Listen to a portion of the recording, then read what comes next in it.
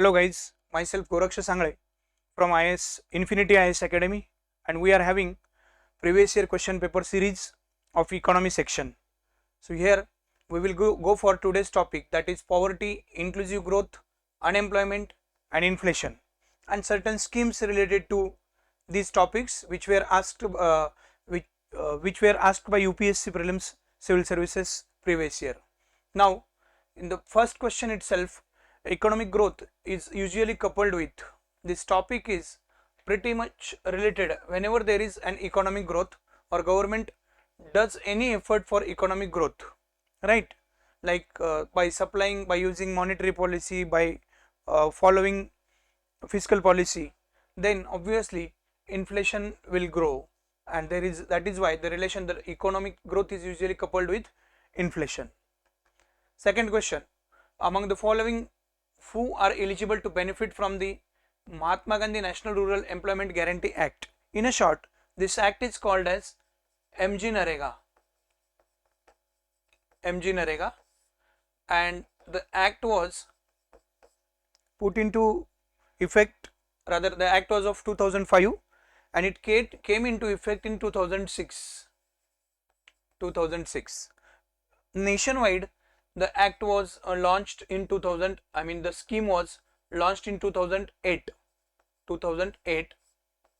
because this kind of questions might come in the examination. Now what is the correct, or who are eligible to benefit from this act? Adult members of only the scheduled caste? Okay, no, it is not there. Adult members of below poverty line? That is also not true. Adult members of households of all backward communities? ये भी नहीं है. And answer here, adult members of any household के जो adult members हैं, जिसको काम चाहिए उसको काम दिया जाएगा, ये इतना इजी प्रावधान इस एक्ट के तहत किया गया है. That is MG NREGA, Mahatma Gandhi national rural employment guarantee act. Now next is, which of the following can be said to be essentially the parts of inclusive governance? Inclusive governance, while preparing for civil services examination, you need to focus on the keywords which are pretty important from exam point of view. Permitting the non banking financial companies to do banking, ये financial inclusion का part है, तो ये inclusive governance में नहीं आएगा, ये financial inclusion में आता है. And hence if first is not correct, then option 4 and option 1 out. Now you are left with option 3 and 4 and 2, 3, 4. Now as I have told you earlier also about the elimination technique, and now see 3 and 4 are given in the both of the options, so it simply shows that the third statement and fourth statement are correct. You need to just confirm about the second statement. Third statement क्या है? Increasing the government spending on public health, yes. Strengthening the midday meal scheme, yes. तो तभी तो जाके inclusive governance मजबूत होगा या बढ़ेगा. थर्ड एंड फोर्थ तो क्लियर ही है. अब सेकंड देखो, establishing effective district planning committees, yes. Planning अच्छी तरीके से डिस्ट्रिक्ट लेवल पे होगा तभी जाके हम इंक्लूसिव गवर्नेंस को बोल सकते हैं कि इंक्लूसिव गवर्नेंस को अचीव कर रहे हैं. And that is why answer here is 2, 3 and 4, third option. See next question, how do district rural development agencies help in the reduction of rural poverty? Reduction of rural poverty करनी है तो ये कैसे किया जाएगा? Reduction of rural poverty.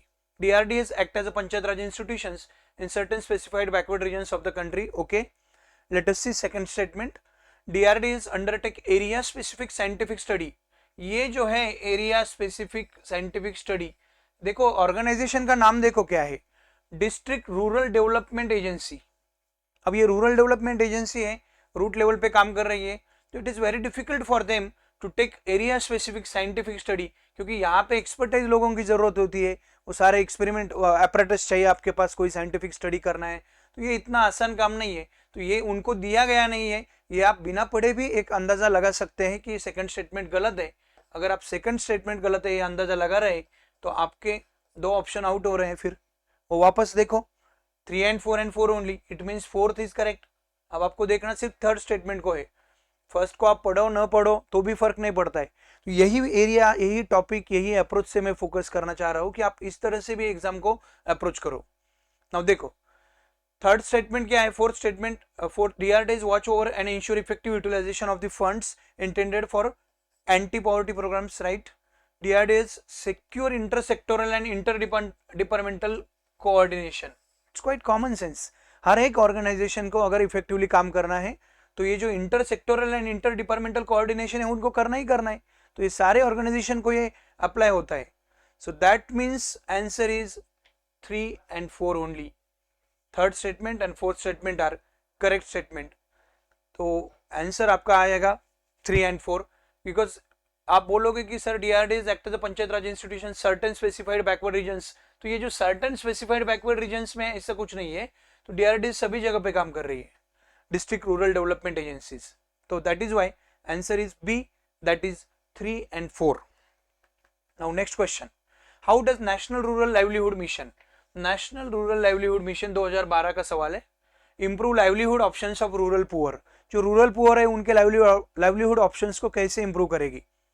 By setting up a large number of new manufacturing industries and agro business center in rural areas, okay, by strengthening self help groups, ये बढ़िया है, सेल्फ हेल्प ग्रुप को स्ट्रेंथन किया जाएगा, right.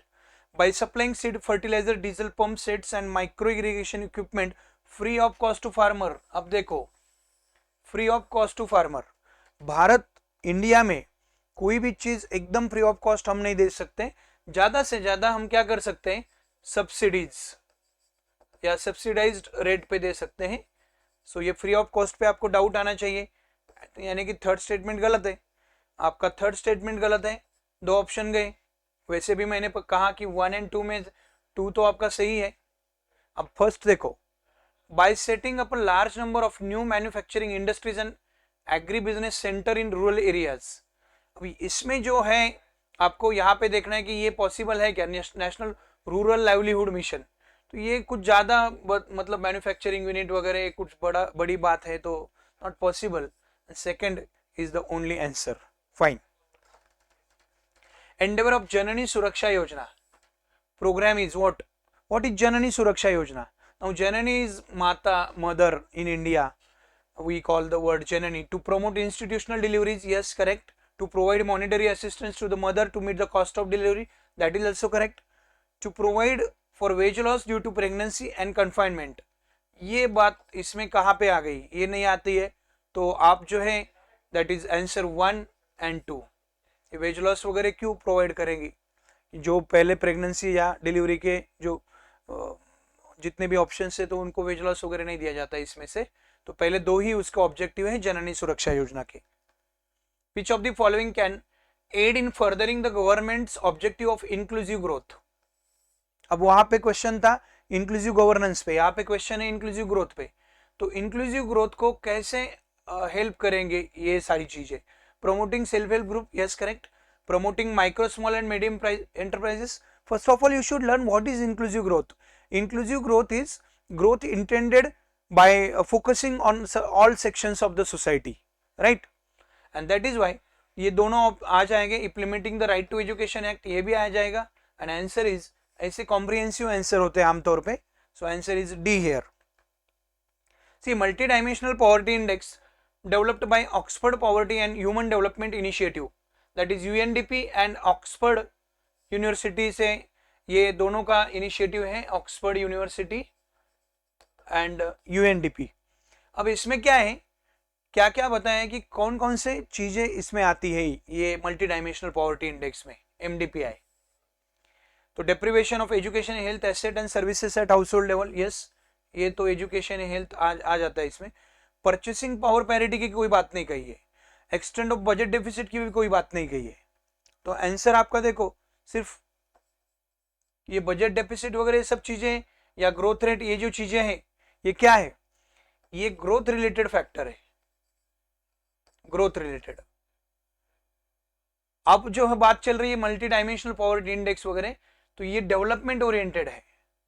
तो आपको अगर development और ग्रोथ अच्छी तरीके से ये समझ में आ गया है या जानते हैं, development is a qualitative concept while growth is a quantitative concept, तो ये दोनों स्टेटमेंट में देखो आप, सेकंड स्टेटमेंट और थर्ड स्टेटमेंट में क्वांटिटेटिव एस्पेक्ट की बात कही है, क्वालिटेटिव एस्पेक्ट की बात नहीं चल रही है। तो जाहिर सी बात है यूएनडीपी के वो एलिमेंट में वो नहीं है इंडेक्स में, and the answer is only one only. ये जो इंडेक्स है ये 2010 में लॉन्च किया गया था, 2010।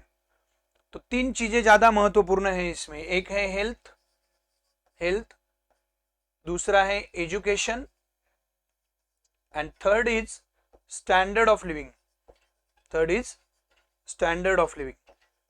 तो बस ये तीन चीजों पे फोकस करना है आपको। MDPI, got it. It replaced human poverty index of 1997, that is multi dimensional poverty index. Now next question regarding inflation. Inflation benefit the debtors, okay, इनको फायदा होता है, जो कर्जा उठाने वाले लोग हैं उनको इन्फ्लेशन के दौरान ज्यादा फायदा होता है। Inflation benefit the bond holders, नहीं, इनको नहीं होता है, क्योंकि बॉन्ड आप एक सर्टेन रेट ऑफ इंटरेस्ट पे बॉन्ड परचेस करते हो, फिर बाद में इन्फ्लेशन बढ़ भी जाता है तो बॉन्ड का जो आपका जो रिटर्न्स है वो उतना मिलने वाला नहीं है, that is not in synchronous with the rate of inflation. So that is why only first statement is correct, and that is why answer is one only. Supply of money remaining the same when there is an increase in demand for money, there will be what? Supply of money remaining the same when there is an increase in demand, demand बढ़ रही है और supply वही का वही है, तो ऐसे हालत में क्या हो जाएगा? A fall in the level of prices, increase in the rate of interest, decrease in the rate of interest and increase in the level of income and employment, ये तो कोई बात ही नहीं है, इसको आप हटा सकते हो। अब देखो मनी सप्लाई कॉमन है, मनी सप्लाई सेम है, और उसी टाइम पे क्या हो रहा है, there is an increase in demand, चीजों की डिमांड बढ़ रही है। अब डिमांड जब बढ़ जाती है और मनी सप्लाई वही है तो क्या किया जाएगा या क्या होगा? Fall in the level of prices नहीं है, अब increase in the rate of interest या decrease in the rate of interest. अब देखो यहाँ पे सवाल है, यहाँ पे आपको थोड़ा सा कंफ्यूजन पैदा हो सकता है, तो इसका आंसर है decrease in the rate of interest, क्योंकि रेट ऑफ इंटरेस्ट में डिक्रीज हो जाएगा। रीजन क्या है? डिमांड बढ़ रही है, मनी सप्लाई वही का वही है। Next, rise in general level of prices में be caused by, rise in general level of prices, किसी भी चीज की प्राइस जो है वो बढ़ रही है तो उसकी वजह क्या है? And increase in the money supply, yes, जब आपके हाथ में पैसा आएगा तभी जाके आप इफेक्टिवली डिमांड बढ़ जाएगी, फिर आप चीजें खरीदोगे। Decrease in the aggregate level of output, ये भी वजह है, कभी कभी आउटपुट कम है किसी चीज का तो उसकी डिमांड बढ़ जाती है, एंड दैट इज वाई उसकी प्राइस भी बढ़ जाती है। And increase in the effective demand, जो अभी हमने बात कही थी, तो डिमांड बढ़ जाती है। तो all are the answers, this is regarding price rise, that is inflation. Disguised unemployment generally means what?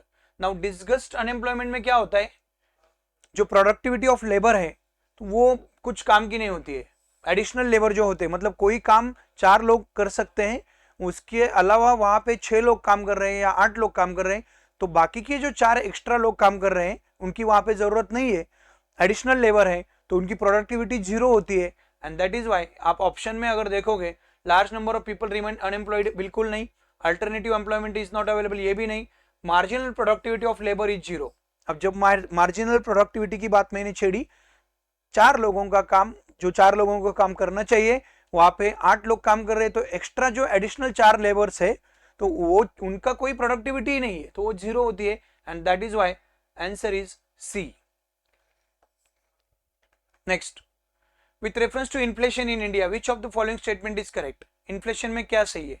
Controlling the inflation India is the responsibility of the government of India only, only नहीं है, एक खाली भारत सरकार क्या करेगा? RBI has no role in controlling, no role, it has a role, because rather inflation control is the joint responsibility of RBI and government of India.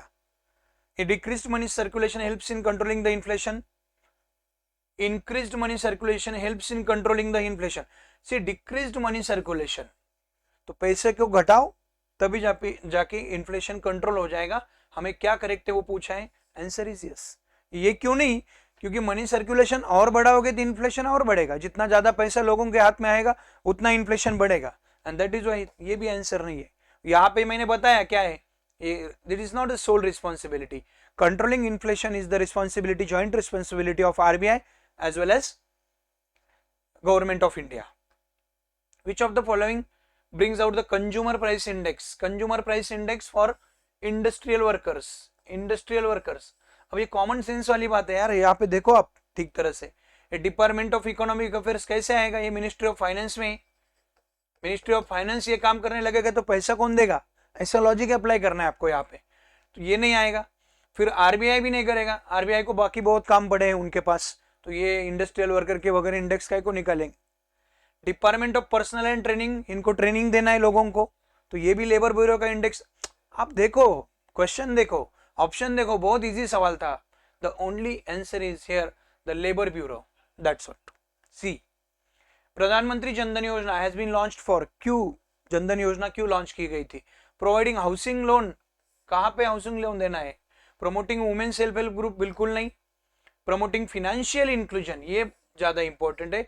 Jan Dhan योजना यानी no frill account, आपको सबको, जितने भी अनबैंक्ड पीपल है उनको banked people बनाना है, यानी कि उनको बैंकिंग हैबिट्स डेवलप करनी है, उनके अकाउंट ओपनिंग करने हैं। That is called, that is the purpose of the Jandhan Yojana, and that is nothing but financial inclusion. अब यहाँ पे देखो कुछ लोगों को दिक्कत आती है, providing financial help to the marginalized. Help करने से कुछ काम नहीं होगा, आज जिसको हेल्प की वो कल वापस हेल्प आपके पास हेल्प के लिए आएगा, कितने दिन तक करते रहोगे? तो उसको इंक्लूड करो, फाइनेंशियल इंक्लूजन करो उसका, that's all. C is the answer. For this is enough for the today's session. In the next session, whatever the questions regarding poverty, then employment, then inclusive growth, and the schemes related with it, we'll go for the same questions in the next session. Thank you so much, guys.